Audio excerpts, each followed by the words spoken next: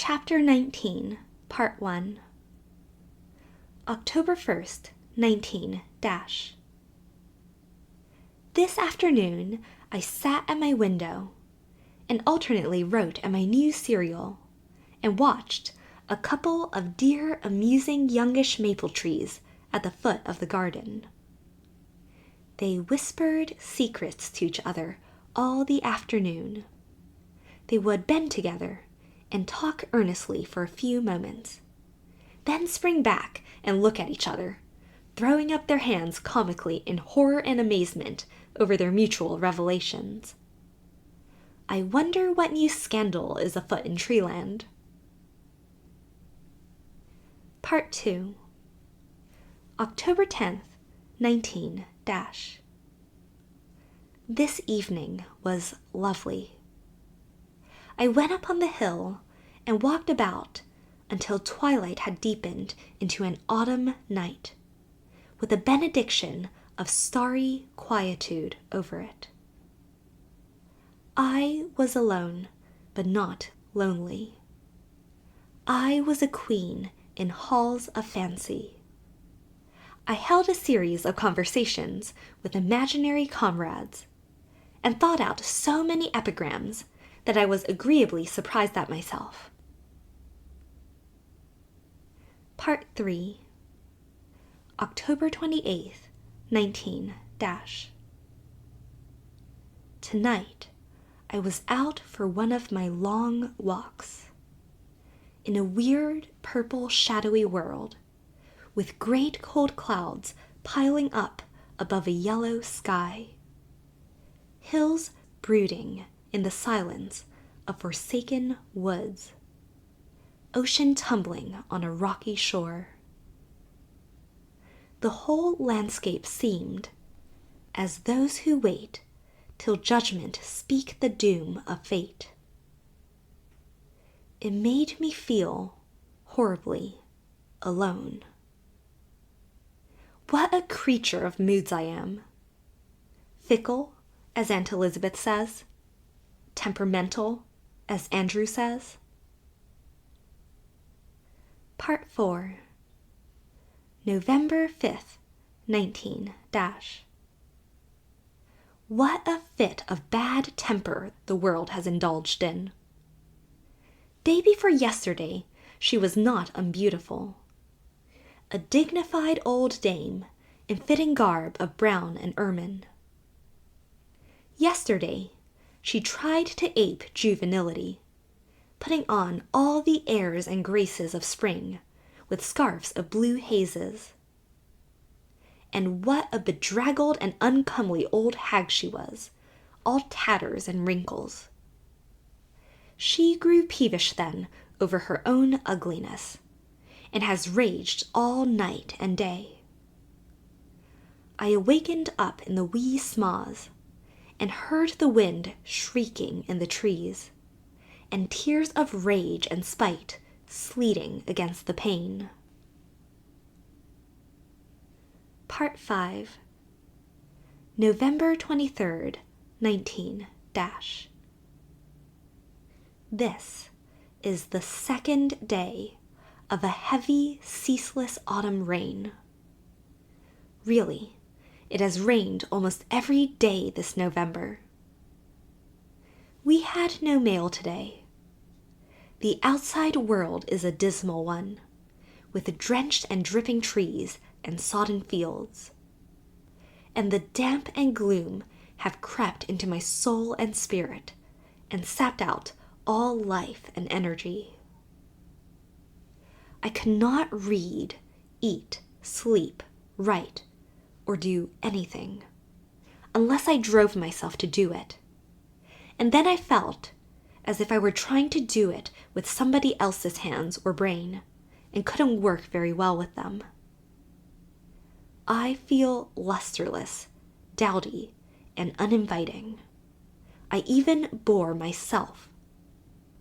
I shall grow mossy in this existence. There. I feel better for that little outburst of discontent. It has ejected something from my system. I know that into everybody's life must come some days of depression and discouragement, when all things in life seem to lose savor. The sunniest day has its clouds, but one must not forget that the sun is there all the time. How easy it is to be a philosopher on paper. Item: if you are out in a cold pouring rain, does it keep you dry to remember that the sun is there just the same? Well, thank heaven, no 2 days are ever exactly alike. Part 6, December 3rd, 19 There was a stormy, unrestful sunset tonight, behind the pale blanched hills, gleaming angrily through the Lombardies and the dark fir boughs in Lofty John's bush, that were now and again tossed suddenly and distressfully in a fitful gust of wind. I sat at my window and watched it. Below in the garden, it was quite dark, and I could only see dimly the dead leaves that were whirling and dancing uncannily over the flowerless paths. The poor dead leaves. Yet not quite dead, it seemed. There was still enough unquiet life left in them to make them restless and forlorn. They hearkened yet to every call of the wind, which cared for them no longer, but only played freakishly with them and broke their rest. I felt sorry for the leaves as I watched them in the dull, weird twilight, and angry, in a petulant fashion that almost made me laugh, with the wind that would not leave them in peace. Why should they and I be vexed with these transient passionate breaths of desire for a life which has passed us by?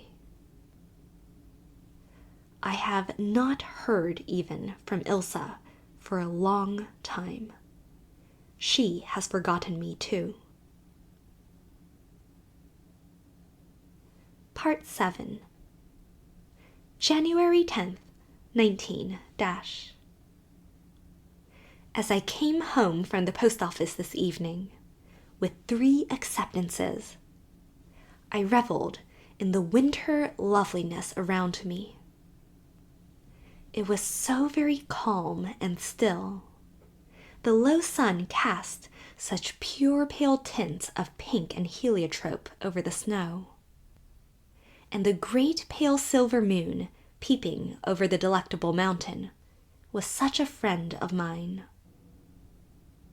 How much difference in one's outlook 3 acceptances make. Part 8, January 20th, 19 The nights are so dreary now, and there is such a brief space of gray, sunless day. I work and think all day, and when night comes down early, gloom settles on my soul.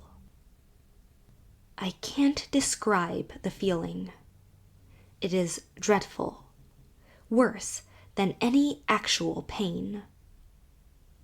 Insofar as I can express it in words, I feel a great and awful weariness, not of body or brain, but of feeling, coupled with a haunting dread of the future, any future, even a happy one, nay, a happy one most of all, for in this strange mood it seems to me that to be happy would require more effort, more buoyancy than I shall possess. The fantastic shape my fear assumes is that it would be too much trouble to be happy, require too much energy. Let me be honest in this journal, if nowhere else. I know quite well what is the matter with me. This afternoon, I was rummaging in my old trunk in the garret, and found a packet of the letters Teddy wrote the first year he was in Montreal. I was foolish enough to sit down and read them all. It was a mad thing to do. I am paying for it now. Such letters have a terrible resurrective power. I am surrounded by bitter fancies and unbidden ghosts, the little spectral joys of the past. Part 9. February 5th, 19 Life never seems the same to me as it used to. Something is gone. I am not unhappy, but life seems a sort of negative affair. I enjoy it on the whole, and have many beautiful moments. I have success, at least a sort of success, in growing measure, and a keen appreciation of all the world and the times offer for delight and interest. But underneath it all is the haunting sense of emptiness. This is all because full knee-deep lies the winter snow, and I can't go a-prowling. Wait till a thaw comes, when I can get out to the balm of the fir trees, and the peace of the white places, and the strength of the hills. What a beautiful old biblical phrase that is, and I shall be made whole once more. Part 10. February 6th, 19 Last night, I simply could not endure any longer the vaseful of dyed grasses on my mantelpiece. What if they had been there for 40 years? I seized them, opened the window, and strewed them over the lawn. This soothed me so that I slept like an infant.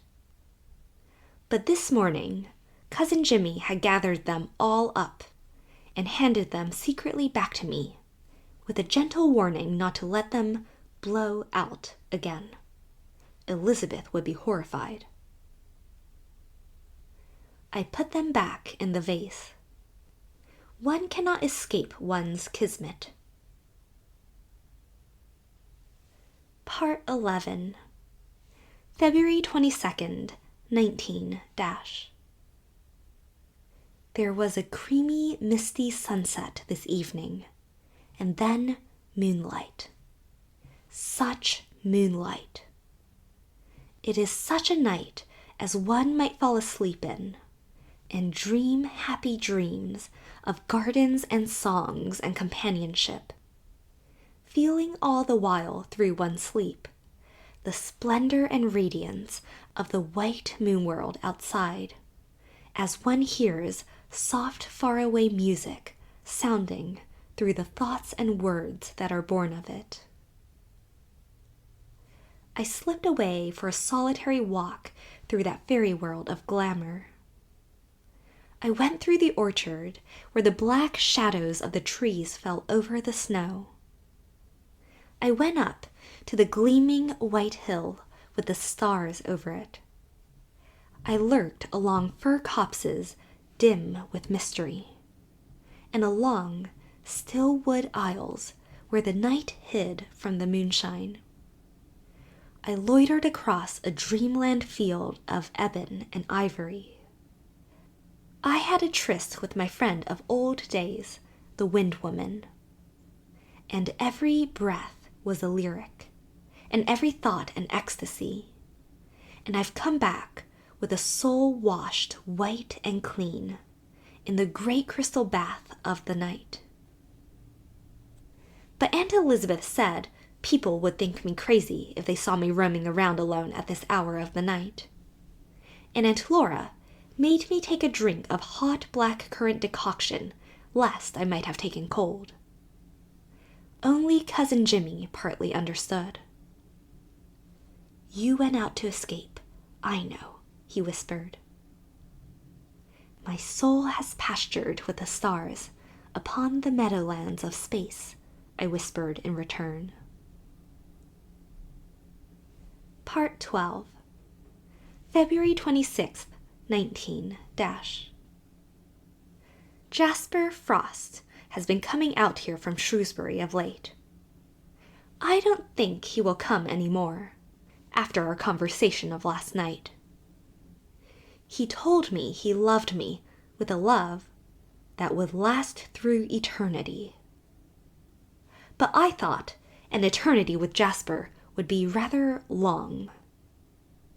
Aunt Elizabeth will be a little disappointed, poor dear.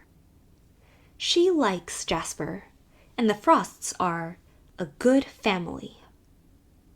I like him too, but he is too prim and bandboxy. "Would you like a slovenly beau?" demanded Aunt Elizabeth.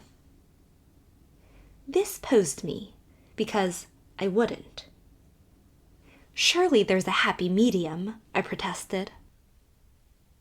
"A girl shouldn't be too particular when she is—" I feel sure Aunt Elizabeth was going to say nearly 24, but she changed it to "not entirely perfect herself."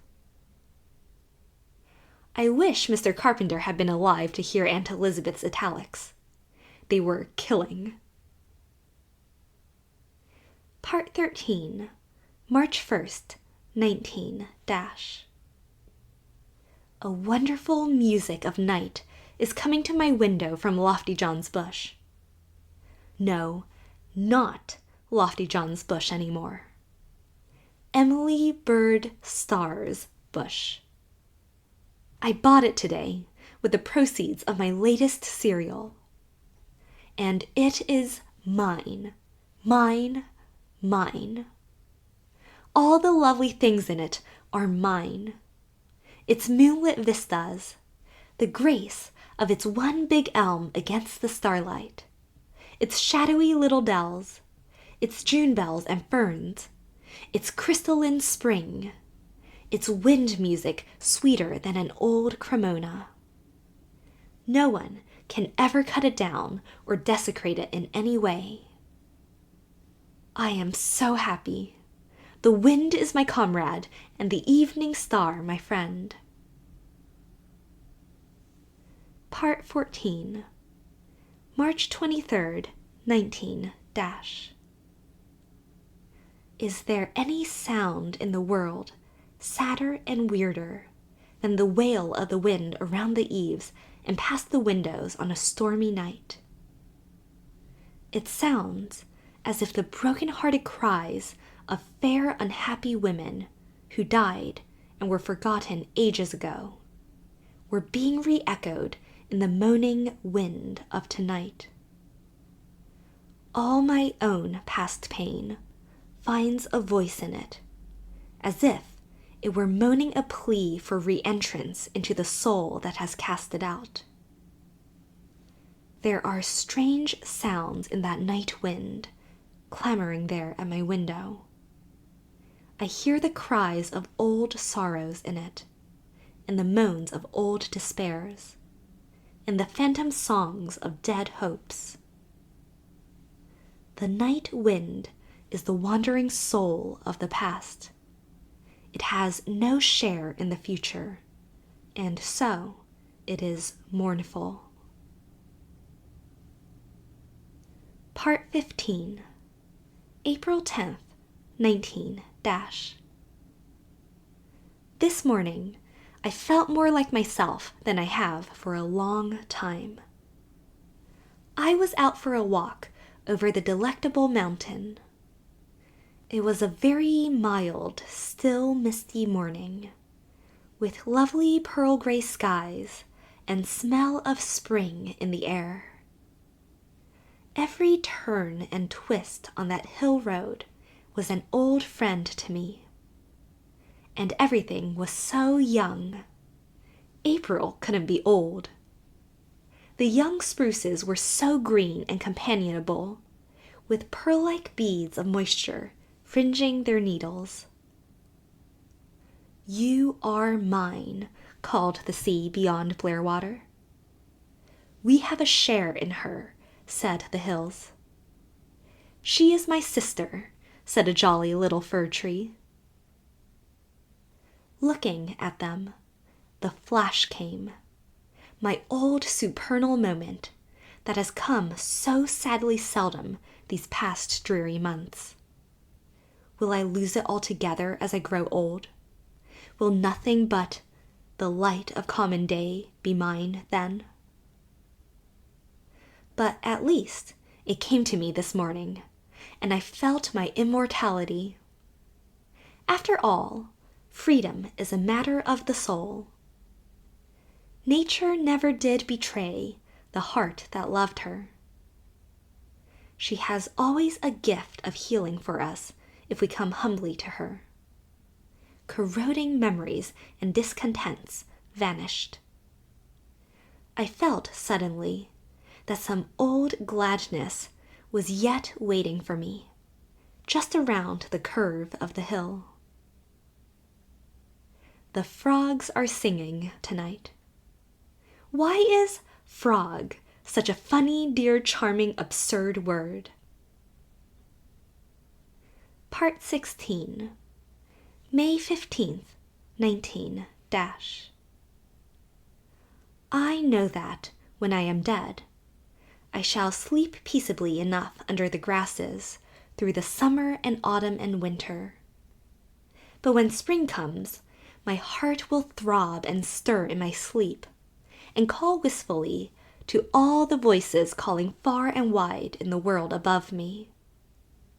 Spring and morning were laughing to each other today, and I went out to them and made a third.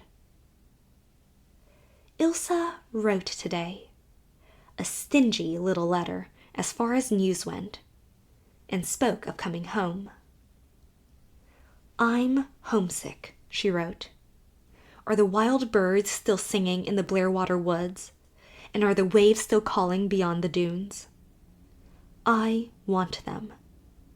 And oh, to see the moon rise over the harbor as we watched it do scores of times when we were children.